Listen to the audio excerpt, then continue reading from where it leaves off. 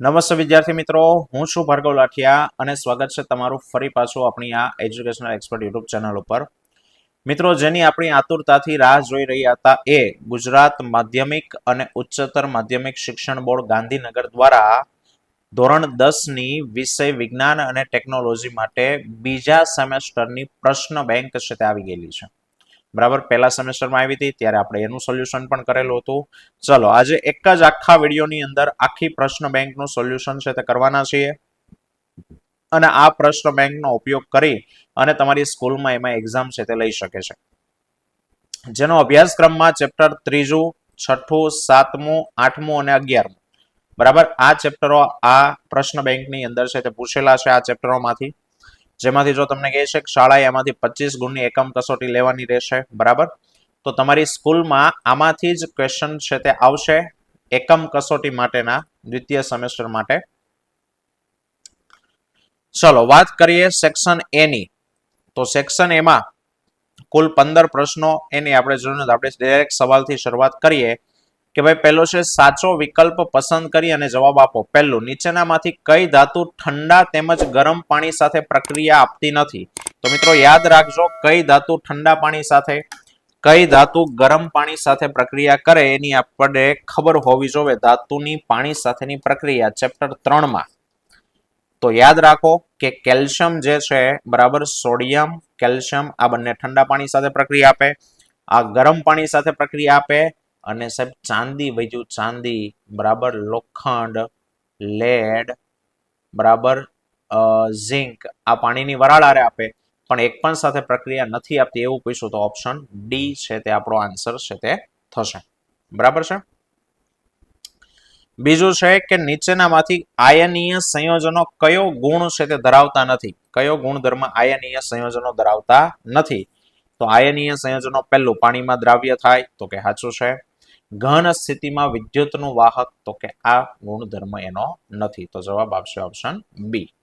આગળ વાંચવાની જરૂર નથી. ચલો, ત્રીજું, ચેતાકોષના કયા ભાગમાં રાસાયણિક સંકેતનું વિદ્યુત સંકેતમાં રૂપાંતર થાય? તો કે શિખા તંતુના છેડે, શિખા તંતુના ટોચ પાસે રાસાયણિકમાંથી વિદ્યુત સંદેશાઓ છે તે બને. ચોથું, નીચેનામાંથી કયો રોગ જાતીય રીતે ફેલાતો નથી? તો કે હિપેટાઇટિસ. હિપેટાઇટિસ એટલે કે કમળો એ જાતીય રોગ નથી. પાંચમું, નીચેનામાંથી કયું પદ વિદ્યુત પાવર દર્શાવતું નથી? આ ચોપડીના સ્વાધ્યાયનો સવાલ છે. બી ઓપ્શન આવશે I/R². પાવર P બરાબર I²R છે. P બરાબર IV છે. P બરાબર V² ના છેદમાં R છે, પણ I/R² નથી. તો જવાબ બી. છઠ્ઠું, તાંબુ હવામાં રહેલા ભેજવાળા કાર્બન ડાયોક્સાઇડ સાથે પ્રતિક્રિયા આપે છે, જેના કારણે તેના ઉપર લીલા રંગનું કોપર કાર્બોનેટ બને CuCO3 અને જેના કારણે એનો રંગ લીલો થઈ જાય. પરાગ નલિકાનો અંડકોષ તરફનો વિકાસ એ રસાયણના વર્તનનું ઉદાહરણ કહેવાય. આઠમું, ખાલી જગ્યામાં દ્વિભાજન અલિંગી પ્રજનનથી થાય? તો કે અમીબામાં દ્વિભાજન થાય, હાઇડ્રામાં તો કે કલિકા સર્જન પુનઃસર્જન થાય અને પ્લાઝ્મોડિયમમાં બહુભાજન થાય. ચલો, નીચે દર્શાવેલા પરિપથનો સમતુલ્ય અવરોધ કીધો છે. 2 ઓહમના 2 અવરોધો તમને જોડીને આપ્યા છે. R1 2 ઓહમ, R2 2 ઓહમ શ્રેણીમાં જોડ્યા છે. સીધું શ્રેણીનું સૂત્ર R બરાબર R1 પ્લસ R2 એટલે 4. 2 પ્લસ 2 4.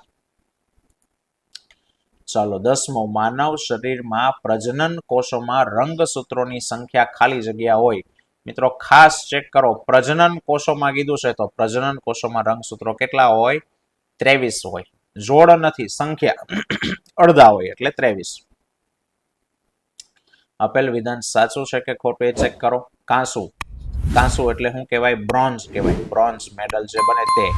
એ સીસુ એટલે ટીન, સોરી લેડ અને ટીન એટલે સ્ટેનસ ની મિશ્રણ છે, તો કે ખરું છે. અંડાશય જાતીય અંતઃસ્રાવ ટેસ્ટોસ્ટેરોનનો સ્ત્રાવ કરે? તો કે ખોટું. અંડાશયમાંથી, અંડાશય અંડપિંડ, બરાબર, એમાંથી ઇસ્ટ્રોજનનો સ્ત્રાવ થાય. જાસૂદનું ફૂલ એકલિંગી છે? ખોટું, દ્વિલિંગી છે. મેન્ડલના વટાણાના છોડના પ્રયોગમાં F2 પેઢીમાં 25% છોડ નીચા હતા? તો કે ખરું છે વાત. 15મો, વિદ્યુત પ્રવાહનો SI એકમ એમ્પિયર છે? તો કે એ પણ વાત સાચી છે. ચાલો હવે છે પરાવર્તી કમાન અને ચાલવાની ક્રિયા વચ્ચે શું ભેદ છે? બરાબર, પરાવર્તી કમાન અને ચાલવા વચ્ચેનો ભેદ. ચાલો તો આપીએ કે ભાઈ પરાવર્તી ક્રિયા એ કરોડરજ્જુ વડે નિયંત્રિત થતી અનિશ્ચિત ક્રિયા છે. એનું નિયંત્રણ કોણ કરે છે? તો કે ભાઈ કરોડરજ્જુ. તેમાં વિચારવાની ક્રિયા સંકળાયેલી હોતી નથી. જ્યારે ચાલવાની ક્રિયા ઐચ્છિક ક્રિયા આપણી ઈચ્છાથી થાય, તે પશ્વ મગજના અનુમસ્તિષ્ક વડે એનું કંટ્રોલ થાય અને આ એ વ્યક્તિની ઈચ્છા ઉપર આધાર રાખે ચાલવાની ક્રિયા. બીજું છે ચેતા સંકલન એટલે કે ચેતાતંત્ર અને અંતઃસ્રાવી સંકલન વચ્ચેનો તફાવત આપો. તો કે ચેતાતંત્રનો કાર્યકારી એકમ ઈ ચેતાકોષ છે. અંતઃસ્રાવી તંત્રનો કાર્યકારી એકમ અંતઃસ્રાવ છે. ચેતાતંત્ર તો કે 3 પ્રકારના મધ્યસ્થ, પરિઘવર્તી અને સ્વયંવર્તી ચેતાતંત્ર 3 પ્રકારના. જ્યારે જુદી જુદી ગ્રંથિઓથી અંતઃસ્રાવી તંત્ર બન્યું છે.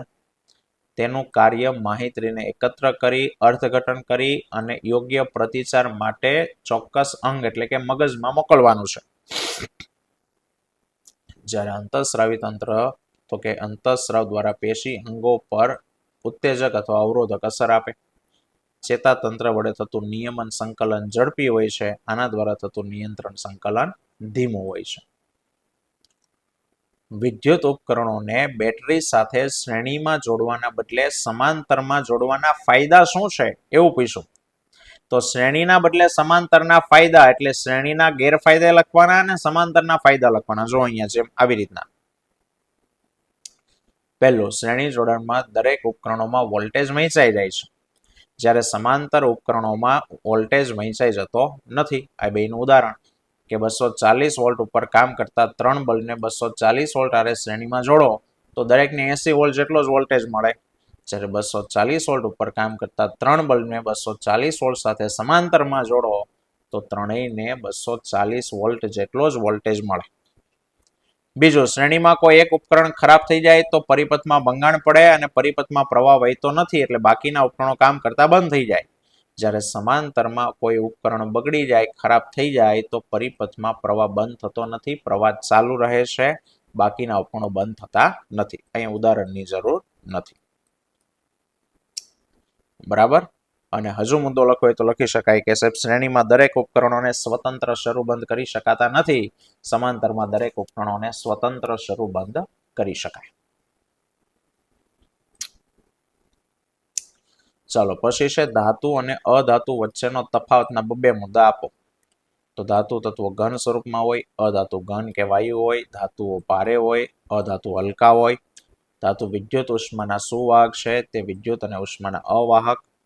ધાતુઓ ચળકાટ ધરાવે, તે ચળકાટ ધરાવતા નથી. તેનું ગલન બિંદુ ઊંચું હોય, તેના ગલન બિંદુ નીચા હોય. રણકાર ઉત્પન્ન કરે, અધાતુ રણકાર ઉત્પન્ન કરતા નથી. તફાવત આપણે 2 લખવાના.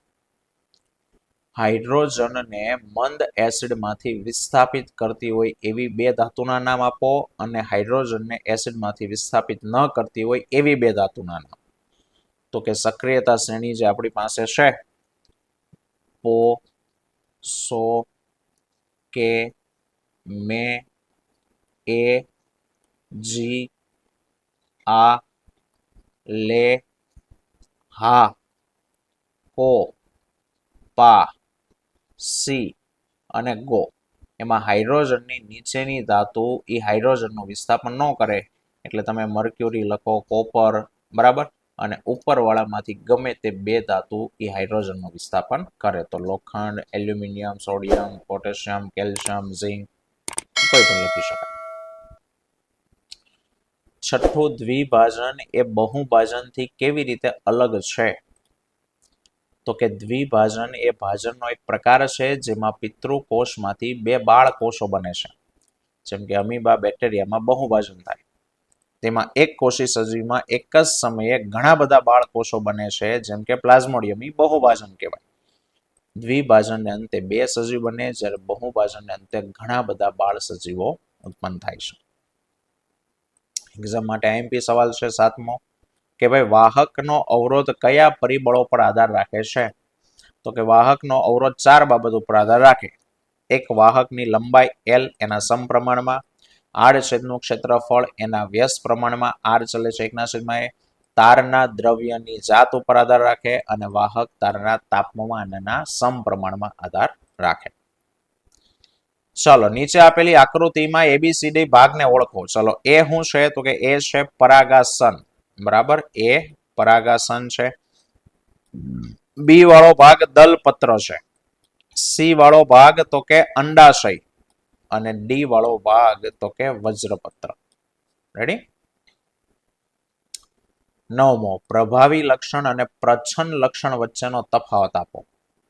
કે પ્રભાવી અને પ્રચ્છન્ન લક્ષણ કોને કહેવાય? જે લક્ષણ F1 પેઢીમાં પ્રદર્શિત થાય એને પ્રભાવી લક્ષણ કહેવાય. પહેલી પેઢીમાં પ્રદર્શિત થતા હોય F એટલે F1 એ મોટા ભાગે પ્રભાવી હોય અને જે લક્ષણ F1 પેઢીમાં પ્રદર્શિત ન થાય એને પ્રચ્છન્ન લક્ષણ કહેવાય. અથવા એમ કહી શકાય જે લક્ષણ સજીવો મોટા ભાગના સજીવોમાં જોવા મળે એને પ્રભાવી કહેવાય અને જે લક્ષણ વસ્તીના થોડાક સજીવોમાં જોવા મળતું હોય એને પ્રચ્છન્ન કહેવાય. પ્રભાવી લક્ષણની અભિવ્યક્તિ માટેના જનીનની સમાન કે અસમાન જોડ વડે થાય. એટલે કે એમાં જનીનોની જોડ હરખી હોય ને અસમાન હોય. જેમ કે ઊંચાઈ માટે કેપિટલ ટી હોય તોય છોડ ઊંચો થાય, સ્મોલ ટી કેપિટલ હોય તોય ઊંચો થાય. જ્યારે પ્રચ્છન્ન માટે લક્ષણોની પ્રભાવી જનીન એમાં ગેરહાજર હોય તો જ પ્રચ્છન્ન લક્ષણ આવે. સ્મોલ ટી હોય તો જ છોડ નીચો થાય. સજીવમાં F1 અને F2 પેઢીમાં પ્રભાવી લક્ષણ ધરાવતી સંતતિ વધુ જોવા મળે, જ્યારે F2 પેઢીમાં પ્રચ્છન્ન લક્ષણ ધરાવતી સંતતિ હોય અને એ પણ ઓછી હોય. પ્રચ્છન્ન જનીનની હાજરીમાં પ્રભાવી લક્ષણ આવે, જ્યારે પ્રભાવી જનીનની હાજરીમાં પ્રચ્છન્ન લક્ષણ આવતું નથી. તફાવત. સંતાનમાં માતા અને પિતાનું સમાન આનુવંશિક યોગદાન કઈ રીતના સુનિશ્ચિત કરી શકાય? માતા અને પિતાનું સમાન આનુવંશિક યોગદાન છે એ કઈ રીતના કહી શકાય? તો કે નર અને માદા પિતૃઓ અનુક્રમે નર જનન કોષો અને માદા જનન કોષો ઉત્પન્ન કરે છે. તેમાં બિન પ્રજનન કોષો કે વાનસ્પતિક કોષોની તુલનામાં રંગસૂત્રોની સંખ્યા અને ડીએનએની માત્રા અડધી હોય છે. પરંતુ જ્યારે નર અને માદાના શુક્રકોષો અને અંડકોષો જોડાય અને ફલન થઈને ફલિતાંડ બનાવે ત્યારે ફલિતાંડ નવી સંતતિનો પ્રથમ કોષ છે અને બેયના કોષો જોડાણથી બન્યો એટલે આ બાબત નક્કી થાય કે ફલિતાંડમાં વિકાસ પામતી સંતતિમાં નર અને માદા બેયના આનુવંશિક યોગદાનમાં સરખી ભાગીદારી છે. બરાબર. ચાલો સેક્શન બી ની વાત કરીએ. એમાં ખરા ખોટા. લિથિયમને આલ્કલી ધાતુ કહેવામાં આવે છે તો વિધાન ખરું છે. પછી છે અલિંગી પ્રજનન ઘણી બધી વિવિધતા પેદા કરે છે. ભિન્નતા, વિવિધતા એટલે ભિન્નતા, ખોટું છે. અવરોધમાં વહેતી વિદ્યુત ઉર્જા W બરાબર VIT દ્વારા મેળવી શકાય નહીં, ખોટું છે. I2RT દ્વારા છે તે મળે. વહેતી વિદ્યુત ઉર્જા I2RT, VIT એક સેકન્ડ નહીં, V2 ના છેદમાં ન મળે, VIT ખોટું. અનુમસ્તિષ્ક માનવ મગજનો સૌથી મોટો ભાગ છે તો એ પણ ખોટું છે. બૃહદ મસ્તિષ્ક સૌથી મોટો ભાગ છે. આપણા ખોરાકમાં કોની ઉણપથી ગોઈટર થાય તો કે આયોડિન. આયોડિનની ઉણપથી ગોઈટર થાય. મેન્ડલના પ્રયોગ મુજબ શું F1 પેઢીના ઊંચા છોડ પિતૃ પેઢીના ઊંચા છોડ જેવા જ હતા? તો કે મેન્ડલના પ્રયોગ પ્રમાણે F1 પેઢીના ઊંચા છોડ પિતૃ જેવા જ ઊંચા ન હતા. કેમ? તો કે પિતૃમાં જે છોડ ઊંચો હતો એનું જનીન કેપિટલ ટી હતું, જ્યારે સંતતિમાં જે છોડ ઊંચો હતો એનું જનીન કેપિટલ ટી અને સ્મોલ ટી હતું. તો બે સેમ જેવા નથી, છે ઊંચા બંને પણ સેમ પેલી પેઢીના પિતૃ પેઢીના છોડ જેવા જ નથી. ધાતુના ઓક્સાઇડમાંથી ધાતુ મેળવવા માટે કઈ રાસાયણિક પ્રક્રિયાનો ઉપયોગ થાય છે? તો કે ધાતુના ઓક્સાઇડમાંથી ધાતુ મેળવવા માટે તો કે રિડક્શન પ્રક્રિયા છે તે વપરાય. 1 માર્ક્સમાં પૂછ્યો છે, બરાબર. જો કે છે એક વાક્યમાં કે શબ્દમાં ઉત્તર આપો એટલે આટલું, બાકી 2 માર્ક્સમાં 3 માર્ક્સમાં તો રિડક્શન લખવાની. મગજનો કયો ભાગ શરીરની સ્થિતિ અને સંતુલન જાળવી રાખે? તો કે અનુમસ્તિષ્ક. અનુમસ્તિષ્ક શરીરની સ્થિતિ અને સંતુલન જાળવી રાખે. સોના અને પ્લેટિનમના ઘરેણા વર્ષો પછી પણ નવા કેમ દેખાય છે? તો કે સોનું અને પ્લેટિનમ નિષ્ક્રિય ધાતુ છે, તે કોઈ સાથે પ્રક્રિયા કરતી નથી, તેનું ક્ષારણ થતું નથી, માટે તેના આભૂષણો વર્ષો પછી પણ નવા દેખાય. લિંગી પ્રજનનના પરિણામે બનેલી સંતતિમાં વધુ વિવિધતા કેમ જોવા મળે છે? તો કે તેમાં નર અને માદા બંનેની ભિન્નતા, બંનેના ડીએનએ માંથી સંતતિનું નિર્માણ થયું હોય એટલે તેમાં વધુ ભિન્નતા જોવા મળે. ચાલો, કારણો છે. પહેલું 2 માર્ક્સના પ્રશ્નો કે ભાઈ આયોનિક સંયોજનોના ગલનબિંદુ ઊંચા શા માટે હોય? તો કે આયનીય સંયોજનોમાં આયનો વચ્ચેનું જે બળ છે એ પ્રબળ આંતર આયનીય બળ છે, જેને તોડવા માટે વધારે ઉર્જા આપવી પડે, અને એટલા માટે આયનીય સંયોજનોના ગલનબિંદુ અને ઉત્કલન બિંદુ ઊંચા હોય. બીજું છે ઇલેક્ટ્રિક ટોસ્ટર ઇસ્ત્રીની કોઇલ શુદ્ધ ધાતુના બદલે મિશ્ર ધાતુની કેમ બનાવવામાં આવે? આ પણ આઈએમપી પ્રશ્ન છે. આ ગલનબિંદુ ઉત્કલન બિંદુ નહીં લખવાના, ખાલી જાણકારી માટે. કે તાપન સાધનો એટલે કે વિદ્યુત ઉષ્મીય સાધનો જેવા કે ટોસ્ટર છે, ઇસ્ત્રી છે, એની કોઇલ શુદ્ધ ધાતુના બદલે મિશ્ર ધાતુ નિક્રોમની બનાવવાની હોય. શું કામ? તો કે મિશ્ર ધાતુ નિક્રોમની અવરોધકતા શુદ્ધ ધાતુઓ કરતા વધારે હોય. બીજું, મિશ્ર ધાતુ ઊંચા તાપમાને પણ ઓક્સિડાઇઝ થતી નથી, ત્વરિત ઓક્સિડાઇઝ પામતી નથી. અને ત્રીજું, મિશ્ર ધાતુનું ગલન બિંદુ ખૂબ ઊંચા હોય એટલા માટે. 2 માર્ક્સમાં પૂછ્યો છે પણ જવાબ 1 માર્ક્સનો છે. માનવમાં લિંગ નિશ્ચયન કોના ઉપર આધાર રાખે છે?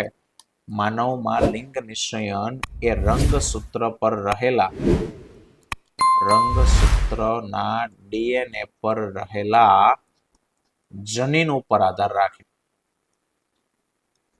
અથવા રંગસૂત્ર લખી શકો. બરાબર. ચાલો, ચોથું છે કારણ આપો. સોડિયમ અને પોટેશિયમને કેરોસીનમાં સંગ્રહ કરવામાં આવે છે, શા માટે? તો કે સોડિયમ, પોટેશિયમ, લિથિયમ જેવી ધાતુ અતિ સક્રિય છે. જો તેને હવામાં ખુલ્લી રાખવામાં આવે તો ભેજ સાથે પ્રક્રિયા કરી અને હાઇડ્રોજન વાયુ છે તે મુક્ત કરે, અને આ હાઇડ્રોજન વાયુ દહનશીલ હોવાથી તરત જ આગ લાગી જાય, અને એટલે આવી દુર્ઘટનાના નિવારણ માટે તેમને તેલની અંદર સંગ્રહ કરવામાં આવે છે. 5મો, ડાયાબિટીસના કેટલાક દર્દીઓને ઇન્સ્યુલિનના ઇન્જેક્શન આપીને સારવાર આપવામાં આવે છે, શા માટે? તો કે ભાઈ ડાયાબિટીસના દર્દીઓમાં રુધિરમાં શર્કરાનું પ્રમાણ જાળવી રાખવું એ જરૂરી છે. મધુ પ્રમેય એટલે ડાયાબિટીસના દર્દીમાં ઇન્સ્યુલિનની ઉણપ હોય, જેના કારણે રુધિરમાં શર્કરાનું પ્રમાણ વધે, અને રુધિરમાં આ શર્કરાનું વધારે પ્રમાણ એ હાનિકારક અસરોનું કારણ બને. આ હાનિકારક અસરોથી દર્દીને બચાવવા રુધિરમાં શર્કરાના પ્રમાણને નિયમિત જાળવું રાખવું પડે, અને ઇન્સ્યુલિન રુધિરમાં શર્કરાનું પ્રમાણ ઘટાડે છે, એટલે એને ઇન્સ્યુલિનના ઇન્જેક્શન આપવામાં આવે છે. 6, ગર્ભ નિરોધક પદ્ધતિ અપનાવવાના કારણ શું હોઈ શકે? તો કે 3 કારણો. અનિશ્ચિત ગર્ભધારણ રોકવા, માનવ વસ્તીનું નિયંત્રણ રોકવા, અને જાતીય સંક્રમિત રોગોનો ફેલાવ થતો અટકાવવા. ચાલો, પછી છે રેલવે ટ્રેકને જોડવા માટે સંયોજન એક્સ અને એલ્યુમિનિયમનો ઉપયોગ થાય છે. તો સંયોજન એક્સ ને ઓળખો. તો સંયોજન એક્સ છે Fe2O3. બીજો સવાલ તમને પૂછ્યો નથી, બરાબર. અને ડાયરેક્ટ ત્રીજો સવાલ છે કે સંયોજન એક્સ અને એલ્યુમિનિયમ વચ્ચે થતી પ્રક્રિયાનું નામ અને સમીકરણ આપો. કે બે ભેગા પૂછાશે. તો પ્રક્રિયાનું નામ છે થર્મિટ પ્રક્રિયા, અને એનું સમીકરણ Fe2O3 plus Al, it gives Fe plus Al2O3, અને પ્લસ અહીંયા લખવાનું ઉષ્મા અવસ્થા નથી લખવાની, અને અહીંયા ખોટું છે એલ લખવાનું, લોખંડ પીગળેલી અવસ્થામાં મળે. આ એનું સમીકરણ. 8મું, ચાલો, લોખંડના પાત્રમાં, લોખંડનું પાત્ર છે એટલે Fe, બરાબર. આમાં કોપર સલ્ફેટનું દ્રાવણ રાખવામાં આવ્યું. લોખંડનું પાત્ર છે, એમાં કોપર સલ્ફેટનું દ્રાવણ રાખવામાં આવ્યું. થોડાક દિવસો પછી લોખંડના પાત્રમાં છિદ્રો જોવા મળ્યા. પ્રતિક્રિયાત્મકતાની દ્રષ્ટિએ તેમનું કારણ છે તે સમજાવો. તો આવું શું કામ થયું હશે? થોડાક સમયમાં લોખંડના પાત્રમાં છિદ્ર શું કામ પડી ગયું? તો કે સાહેબ લોખંડ વધુ સક્રિય ધાતુ છે. એને જ્યારે કોપર સલ્ફેટ, એમાં લોખંડના પાત્રમાં જ્યારે કોપર સલ્ફેટનું દ્રાવણ ભરવામાં આવ્યું, તો આ જે લોખંડ છે એને કોપર સલ્ફેટના દ્રાવણમાંથી કોપરનું વિસ્થાપન કરી નાખ્યું, અને બની ગયું એમાંથી FeSO4 ફેરસ સલ્ફેટ બન્યું, કોપર છૂટું પડ્યું, આમ ધીમે ધીમે ફેરસ લોખંડ એ ફેરસ સલ્ફેટ બનતું હોવાને કારણે ધીમે ધીમે લોખંડ ખવાતું જાય અને એટલે પાત્રમાં છિદ્રો છે તે જોવા મળ્યા. ચલો નીચેના ભાગોના નામ આપવાના કીધા છે. તો 1 નંબર અંડવાહિની, 1 નંબર અંડવાહિની, 2 નંબર તો કે અંડપિંડ અથવા અંડાશય પણ કહેવાય, 3 નંબર તો કે ગ્રીવા, 4 તો કે ગર્ભાશય અને 5 યોનિ માર્ગ.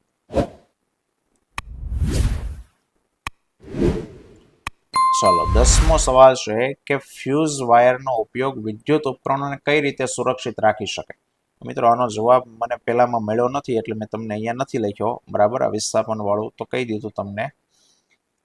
હા, અહીંયા જો મળી ગયો છે. Okay, sorry.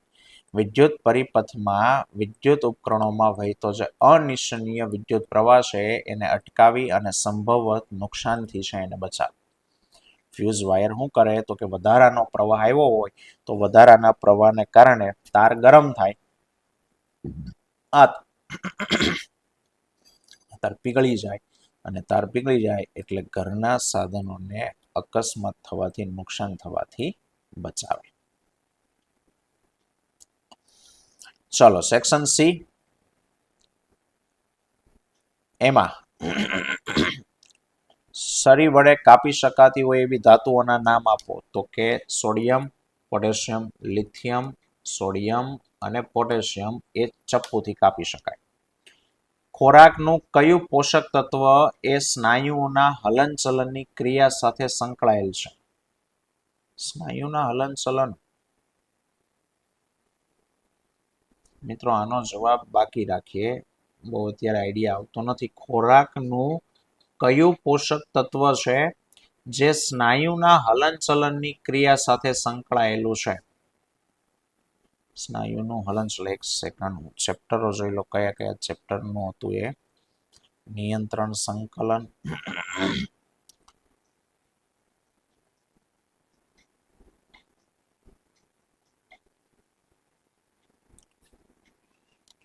સજીવો કેવી રીતે પ્રજનન, આનુવંશિકતા છે. 6થા ચેપ્ટરનું પણ આવો સવાલ તો પહેલી વાર જોયો છે. ખોરાકનું કયું પોષક તત્વ સ્નાયુના હલનચલનની ક્રિયા સાથે સંકળાયેલું છે? ખોરાકના પોષક તત્વો તો કાર્બોદિત, પ્રોટીન, ચરબી, વિટામિન, ક્ષાર. ઓકે ઓકે ઓકે, સમજી ગયો. પ્રોટીન જવાબ આવશે મિત્રો. ખોરાકનું કયું પોષક તત્વ બરાબર છે? જો સાહેબને પણ વિચાર કરવા માટે મજબૂર કરી દેતા હોય તો વિચારો આપણી તો શું હાલત થાય. બરાબર, ખોરાકના 5 ઘટકો હોય, કાર્બોદિત, પ્રોટીન, ચરબી, વિટામિન અને ક્ષાર. હવે એમાં કીધું છે સાહેબ સ્નાયુઓના હલનચલન માટે શું જવાબદાર છે? વિશિષ્ટ પ્રકારનું પ્રોટીન જવાબદાર છે. તો અહીંયા જવાબ કે સાહેબ ખોરાકનું પ્રોટીન જે છે ને એ સ્નાયુઓના હલનચલન માટે જવાબદાર છે. તો જવાબમાં લખવાનું પ્રોટીન. ચલો, શું માતાઓના જનીનિક બંધારણ નવજાત શિશુના લિંગ નક્કી કરવામાં મહત્વપૂર્ણ ભૂમિકા ભજવે છે? તો કે ના, જનીન બંધારણ લિંગ નક્કી કરવા માટે માતાનો કોઈ હાથ હોતો નથી. પિતાના રંગસૂત્ર ઉપરથી નક્કી થાય. વિદ્યુત પરિપથમાં વિદ્યુત સ્થિતિમાનનો તફાવત માપવા માટે વપરાતા ઉપકરણનું નામ જણાવો.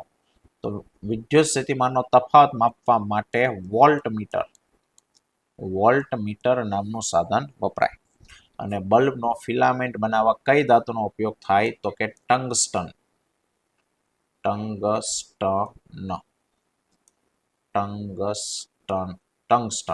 W સંજ્ઞા. વિકલ્પમાં પાંદડાઓનું કરમાઈ જવું એ ખાલી જગ્યા વનસ્પતિ હોર્મોનની અસર છે? તો કે ઓક્સિન, ઝિબ્રેલિન, સાયટોકાઇનિનમાંથી એબ્સિસિક એસિડ, વૃદ્ધિ અવરોધક. વિકાસશીલ ગર્ભ માતાના લોહીમાંથી જરાયુ દ્વારા પોષણ મેળવે. એક ઇલેક્ટ્રિક બલ્બ 220 વોલ્ટ અને 100 વોટનું રેટિંગ ધરાવે છે. જ્યારે તેને 110 વોલ્ટ ઉપર ચલાવવામાં આવે ત્યારે વપરાયેલી વિદ્યુત ઉર્જા ખાલી જગ્યા હશે. વિદ્યુત ઉર્જા નહીં પણ મિત્રો અહીંયા આવે ત્યારે એનો પાવર કેટલો હશે? તો તો પાવર આવે 25 વોટ. ઘણીવાર સવાલમાં ભૂલ હોય. આ ચોપડીના સ્વાધ્યાયનો બેઠો સવાલ છે 25 વોટ. કેવી રીતે આવે ગણતરી કરીએ. ચાલો જોજો કે પેલો વોલ્ટેજ છે V1 220 બરાબર વોલ્ટ. પહેલી વખતનો પાવર છે P1 બરાબર 100 વોટ. તમને બીજી વખતનો વોલ્ટેજ આપ્યો છે 110 વોલ્ટ. તો બીજી વખતનો પાવર શોધવાનો કીધો છે. તો સાહેબ એક કામ કરો, પાવરનું સૂત્ર પાવર P બરાબર V² ના છેદમાં R, જેમાંથી પહેલા R ગોતી લ્યો. તો R બરાબર V1² ના છેદમાં P1 વાળું.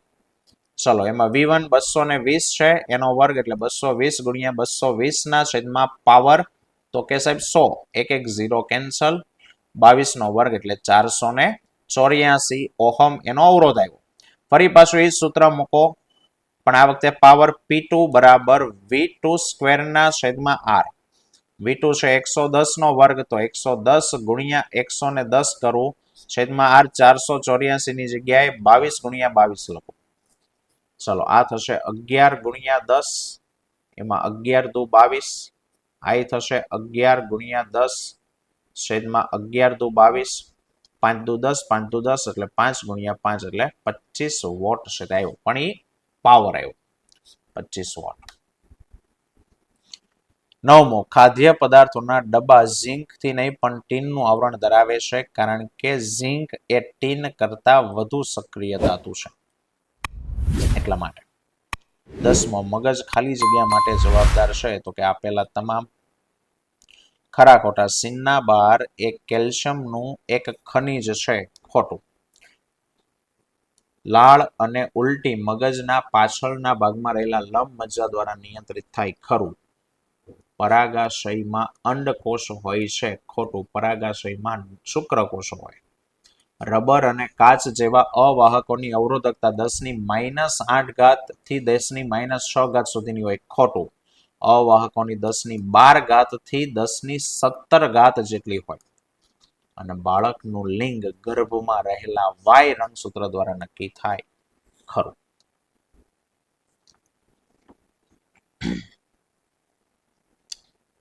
ચાલો મોટા સવાલોમાં છે જૂલના તાપીય અસરનો નિયમ શું છે અને એના 4 ઉપયોગોની યાદી બનાવો. તો જો નિયમ તો અહીંયા લખ્યો છે,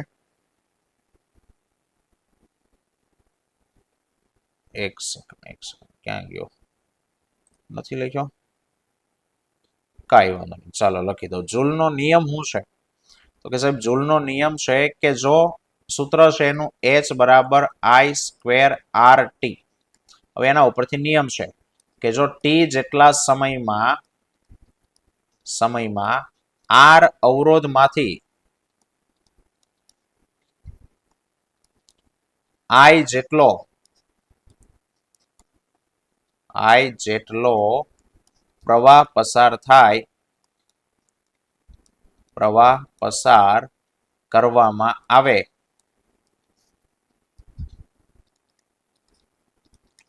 તો I² RT જેટલી ઉષ્મા ઉર્જા ઉત્પન્ન થાય. આ વિધાન એને જૂલનો તાપીય નિયમ કહેવાય. અને એના 4 ઉપયોગો તો કે સાહેબ ટોસ્ટર, ઓવન, ઇસ્ત્રી અને ગીઝર, આમાં એનો ઉપયોગ થાય છે. ચાલો પછી કહે છે કે એક સ્ત્રીને ફક્ત પુત્રીઓ છે તો આ પરિસ્થિતિનું આનુવંશિક વિશ્લેષણ કરો અને સમજૂતી આપો. કે સાહેબ કોઈ એક સ્ત્રી છે એને ફક્ત પુત્રી છે, એનો અર્થ શું થયો તો કે સાહેબ એક સ્ત્રી અને એક પુરુષ, મેલ અને ફિમેલ, એને બધી જ પુત્રી છે, ફિમેલ જ છે બધી. તો સાહેબ પુરુષના જે એક્સ અને વાય રંગસૂત્ર હશે એમાં સ્ત્રીમાં એક્સ રંગસૂત્ર હશે તો એની સંભાવના એવી બની છે કે સાહેબ આમાંથી X પ્રકારનો શુક્રકોષ આવ્યો હશે, આમાંથી પણ X પ્રકારનો શુક્રકોષ અંડકોષ આવ્યો હશે અને ફલન થયું હશે એટલે એમાંથી પુત્રીનું નિર્માણ થયું. બરાબર. તો સમજૂતી કે સાહેબ એક સ્ત્રીને ફક્ત પુત્રી જ છે એનું અવલોકન એવું લખી શકાય કે પુરુષના શુક્રકોષમાંથી X લિંગી રંગસૂત્ર ધરાવતા શુક્રકોષે અંડકોષનું ફલન કર્યું હોય એટલે એને સંતતિમાં પુત્રી છે તે હોય. ત્રીજો, અજયે તેના મિત્રને સાયકલ ચલાવતા જોયો. સાયકલના પેડલની ધાર ઉપર સંપૂર્ણપણે કાટ લાગી ગયો હતો અને તેણે તેના મિત્રને તેને વેલ્ડિંગ કરી અને તેના ઉપર તેલ અથવા રંગ લગાવવાની સલાહ આપી. તો સવાલ નંબર 1, લોખંડને કાટ શું કામ લાગે? તો કે ભાઈ લોખંડની સપાટી હવા, પાણી, ભેજ કે એસિડના સંપર્કમાં આવે એટલે કાટ લાગે. કાટ લાગવાથી બચવાના ઉપાયો જણાવો. તો ઉપાયો શું છે? રંગ કરવો, તેલ લગાવવું, ગ્રીસ લગાવવું, બરાબર, આ ઉપાય. અને ઉપરયુક્ત કાર્યમાં અજયનું શું મૂલ્ય જોવા મળે છે? તો કે સાહેબ અજયનો મદદનીશનો ગુણ છે તે જોવા મળે છે. એને એના મિત્રની મદદ કરી, મદદનીશનો ગુણ જોવા મળે છે. ગર્ભ નિરોધનની રીતો કઈ છે? તો આ રહી ગર્ભ નિરોધનની 3 રીતો. યાંત્રિક અવરોધ, જેમાં પુરુષમાં નિરોધ, સ્ત્રીમાં યોનિ માર્ગનું ઢાંકણ અને કોપરટી. રાસાયણિકમાં ગર્ભ નિરોધન ગોળીઓ અને શસ્ત્રક્રિયામાં શુક્રવાહિની કે અંડવાહિનીને કાપી અને બંધ કરવી. પછી કહેશે કે તમે ઝાંખા તાંબાના વાસણોને લીંબુ કે આંબલીના રસથી સાફ થતા જોયા હશે.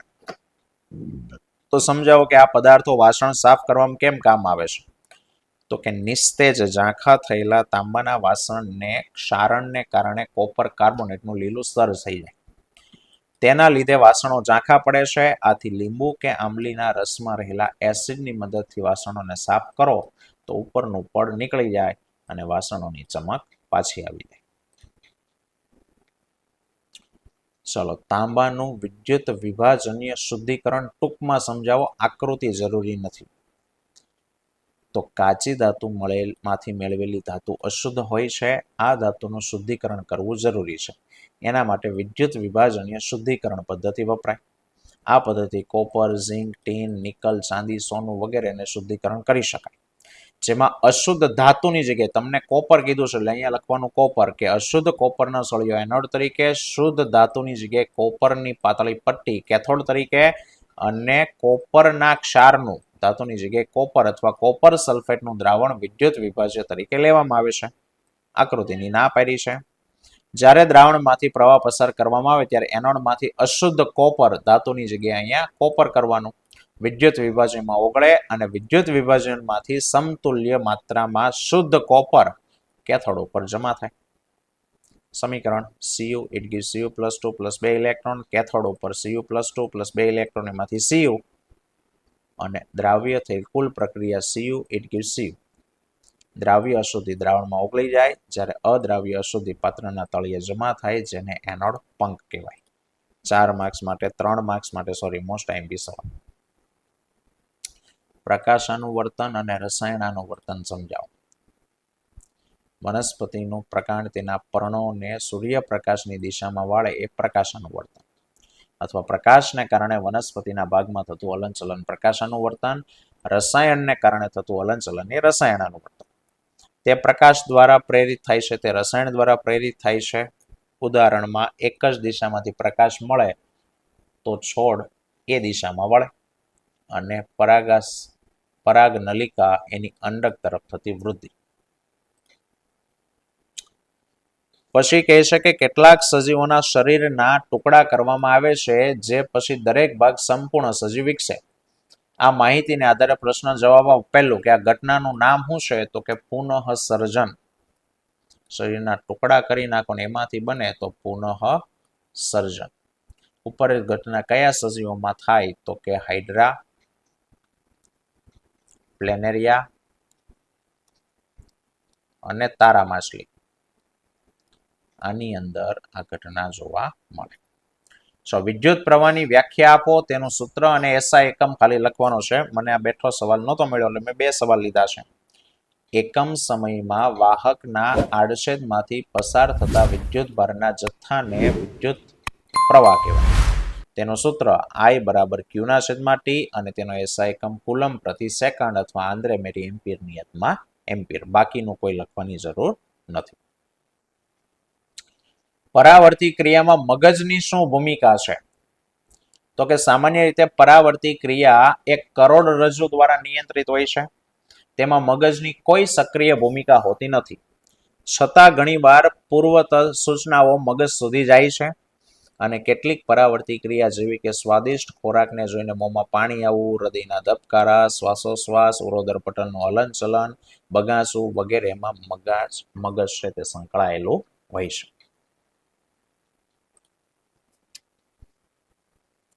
ધાતુ એક્સ કુદરતમાં સલ્ફાઇડ સ્વરૂપમાં મળી આવે છે XS. તો આ ધાતુનો ઉપયોગ લોખંડની વસ્તુના ગેલ્વેનાઇઝેશનમાં થાય. તો લોખંડનું ગેલ્વેનાઇઝેશનમાં કોણ વપરાય? તો કે કોપર ઝિંક વપરાય. તો આ ધાતુ એક્સ કોણ છે? ઝિંક. તો ધાતુ એક્સ ને ઓળખો તો ધાતુનું નામ થઈ ગયું ઝિંક અને તેનું નામ આપો ઝિંક છે. સૂત્ર એનું Zn. સમીકરણ સાથે આ સલ્ફાઇડ અયસ્કમાંથી XS માંથી ધાતુ એક્સ ને છૂટી પાડવાની પ્રક્રિયા સમજાવો.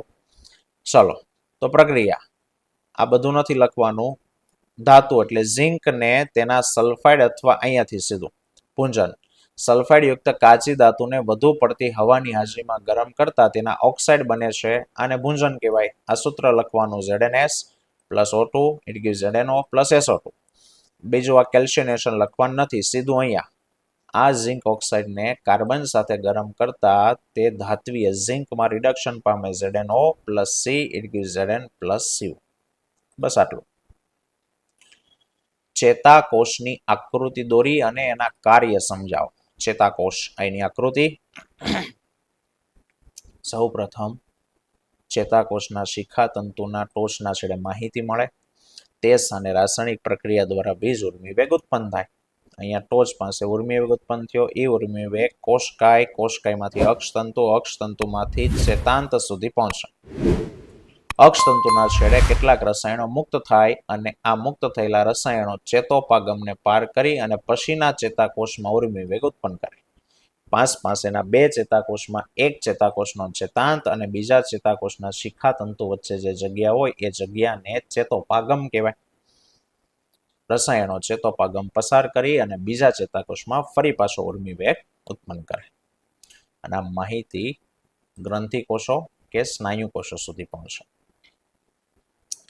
વાનસ્પતિક પ્રજનન એટલે શું? એના ફાયદા.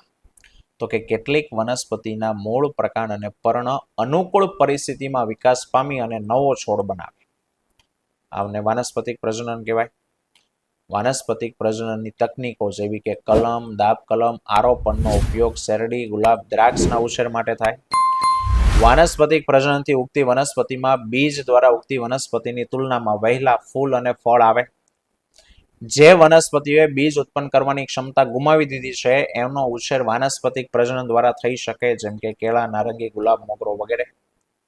અને વાનસ્પતિક પ્રજનન દ્વારા ઉગતી બધી જ વનસ્પતિઓ આનુવંશિક રીતે તેના પિતૃ છોડને સમાન છે તે હોય. ચોથું, ઓહમનો નિયમ જણાવો. ચલો તો ઓહમનો નિયમ શું છે? તો કે ઓહમનો નિયમ છે અહીંયા લખેલો છે કે ભાઈ અચળ તાપમાને વાહકમાંથી પસાર થતો પ્રવાહ એ તેના બે છેડા વચ્ચે લાગુ પડેલા વિદ્યુત સ્થિતિમાનના તફાવતના સમપ્રમાણમાં હોય છે. આ વિધાનને ઓહમનો નિયમ કહેવાય. એટલે આ નિયમ અહીંયાથી આ નિયમ ઉપડવાનો. તમને જે સવાલ પૂછ્યો એ બેઠો સવાલ ક્યાંય છે નહીં, બરાબર? એટલે એને બનાવવાનો છે. તો પેલા નિયમ લખ્યો. તેને પ્રાયોગિક રીતે કેવી રીતે ચકાસી શકાય? તો એનો પ્રયોગ લખવાનો. આ પ્રયોગ ઓહમનો નિયમનો પ્રયોગ. તો પ્રયોગમાં હેતુ વિદ્યુત સ્થિતિમાનનો તફાવત અને પ્રવાહ વચ્ચેનો સંબંધ મેળવવો. સાધનો 0.5 મીટર લંબાઈનો નિક્રોમનો તાર, 1.5 વોલ્ટના 4 કોષ, મીટર, વોલ્ટમીટર, કળ જોડવા માટે તાર. આકૃતિ આવડિયા દોરવાની કે સાહેબ નિક્રોમનો તાર લીધો, એને બેટરી, કળ, મીટર સાથે જોડ્યો. હવે તો કે સૌ પ્રથમ તાર લઈ 1.5 વોલ્ટના 4 સેલ, મીટર, વોલ્ટમીટર, કળ બધું આકૃતિમાં દર્શાવ્યા પ્રમાણે જોડો. સૌ પ્રથમ એક જ સેલને રાખો અને કળ બંધ કરો અને એમાંથી પસાર થતો પ્રવાહ અને વોલ્ટમીટરનું અવલોકનો નોંધો. એવી રીતના બીજો કોષ, ત્રીજો કોષ, ચોથો કોષ જોડી અને પ્રયોગને રિપીટ કરો. તો સાહેબ આવું અવલોકન દેખાય. જો તમે એક સેલ લ્યો ત્યારે નિક્રોમના બે છેડા વચ્ચેનો વોલ્ટેજ 1.5 હોય, પ્રવાહ 0.1 હોય. સેલ 2 કરો, વોલ્ટેજ 3 થાય, પ્રવાહ 0.2, સેલ 3 4.5, 0.3 અને 4 સેલ જોડો ત્યારે વોલ્ટેજ 6 થાય અને પ્રવાહ 0.4 એમ્પિયર આવે. અને દરેક વખતે બેયનો ગુણોત્તર કરો આ બેયનો તો એ 15 15 15 થાય. 1.5 ભાગ્યા 0.1 એટલે 15 આવે. હજુ શું તે બધી જ પરિસ્થિતિમાં સાચો છે? તો કે નહીં.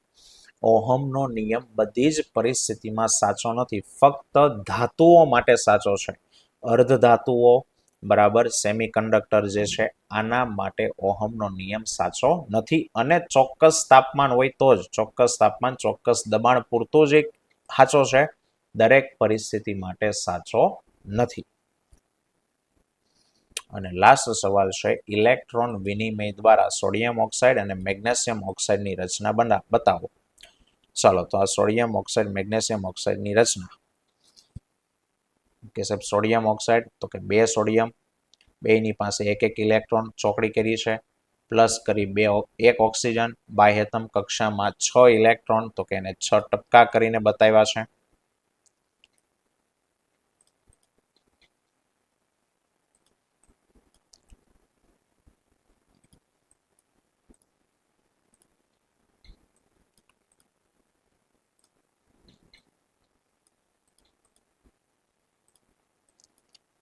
ચાલો આ એક ઇલેક્ટ્રોન આનો, એક ઇલેક્ટ્રોન અહીંયાથી, બે એક એક ઇલેક્ટ્રોન આને આપી દે એટલે એને પ્લસ 2 વાર, અથવા આમ ન લખવું હોય તો કૌંસની બહાર 2 લખી દેવાનું, તો એને એક જ વાર લખવાનો.